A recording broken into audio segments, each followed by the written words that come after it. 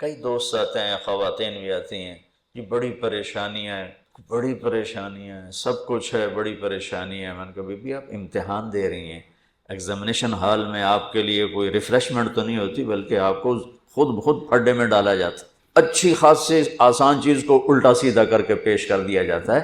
ہم سب بمین 7 ارب انسانوں کے ہم پیپر دے رہے ہیں، ہم امتحان گاہ میں بیٹھے ہیں۔ یہ آئیڈیل ہوم نہ بن سکتا ہے، نہ بنے گا، نہ بنانے والے نے اسے آئیڈیل ہوم بنایا ہے۔ یہ تو ہم دیوانے ہیں کہ چند سالہ زندگی میں اس کو آئیڈیل ہوم بنانا چاہتے ہیں۔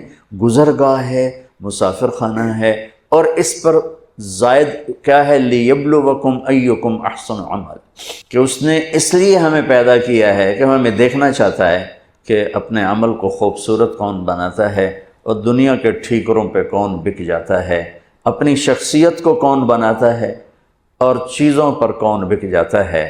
یہ پیپر ہو رہا ہے۔ اب وہ پیپر کیسے حل کرنا ہے، یہ علم ہمارے پاس کوئی نہیں ہے۔ اس کے لیے 1,24,000 انبیاء کو اللہ نے بھیجا کہ جب انہیں بتاؤ کہ پیپر حل کیسے کر۔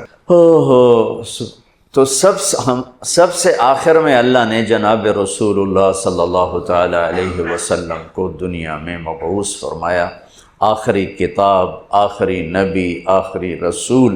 آپ کا مشن بھی یہی تھا کہ زندگی کیسے گزارنی ہے۔ پچھلی کتابوں سے اب چونکہ آپ وجہ کائنات ہیں، ابو ہریرہ نے ایک دفعہ آپ سے پوچھا یا رسول اللہ آپ کو نبوت کب ملی تھی؟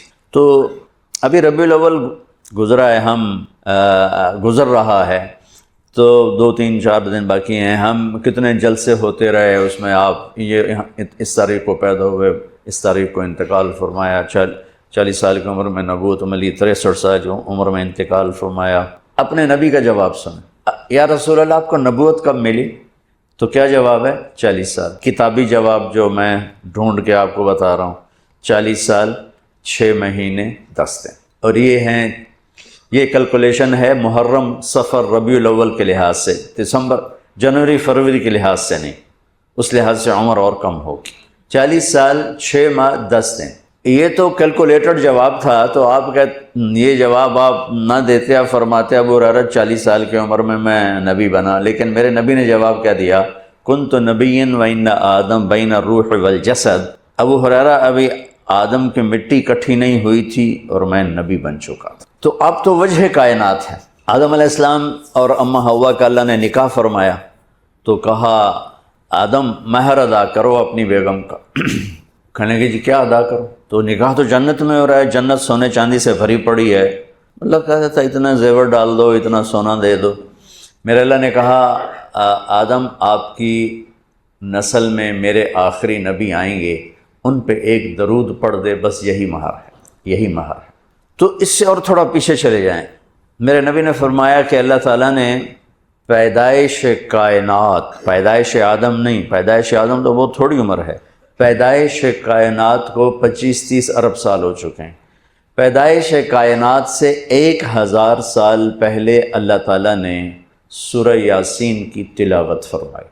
ایک حدیث اور جوڑ دوں ساتھ، میرے نبی نے فرمایا ان لی عند اللہ 10 اسماء، میرے اللہ نے 10 نام رکھے ہیں، میں محمد، احمد، ماحی، حاشر، عاقب، فاتح، خاتم، ابو القاسم، طٰہٰ، یاسین۔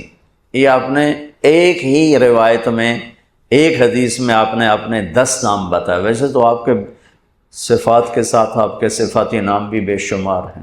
جب قرآن میں چلے جائیں تو شاہد، مبشر، نذیر، داعی الی اللہ، سراجا منیرا، مدثر، مزمل، عزیز، رحیم، رؤوف، رحیم، حریص، عزیز، یہ سارے میرے نبی کے خوبصورت نام ہیں جو اللہ نے قرآن میں بھی پیش کیے، حدیث میں بھی ہمیں نظر آتے۔ اس میں ایک نام ہے آخری، یاسین۔ کیا ہے بولیں؟ اب سنیں، میرے نبی نے فرمایا اللہ نے کائنات کو پیدا کرنے سے 1000 سال پہلے سورہ یاسین کی تلاوت۔ سورہ یاسین، سورہ یاسین کو قرآن کا دل کہا جاتا ہے، صرف پہلی 3 آیات کی وجہ سے قرآن کا دل ہے، باقی مضامین تو وہی ہیں جو پورے قرآن میں ہیں، لیکن پہلے 2-3 جملے وہ ہیں جو پورے قرآن میں دہرائے نہیں گئے۔ یاسین، اب آپ اپنے نبی کا نام ذہن میں رکھیں، میرا اللہ کہہ رہا ہے یاسین، اور یہ تلاوت ہو رہی ہے پیدائش کائنات سے 1000 سال پہلے۔ ہمارے بھاگ جاگے کہ ہمیں اللہ نے جناب رسول اللہ صلی اللہ علیہ وسلم کی امت میں پیدا فرما دیا، تو اس نے اپنے علم کامل کے ساتھ انبیاء کا سلسلہ جاری فرمایا، صرف اس ایک لِيَبْلُوَكُمْ أَيُّكُمْ أَحْسَنُ عَمَلًا، کہ تم میں اپنے عمل کو خوبصورت کون بناتا ہے اور تم میں کون اپنے عمل کو بدصورت بناتا ہے۔ اس نقطے کا علم انسان کے پاس نہیں ہے، اس نقطے کا علم انسان کے پاس نہیں ہے۔ استعداد موجود ہے، فَأَلْهَمَهَا فُجُورَهَا وَتَقْوَاهَا، تیرے اندر برائی کی پہچان بھی ڈال دی، برائی کا راستہ بھی تیرے اندر ڈال دیا اور اچھائی کا بھی۔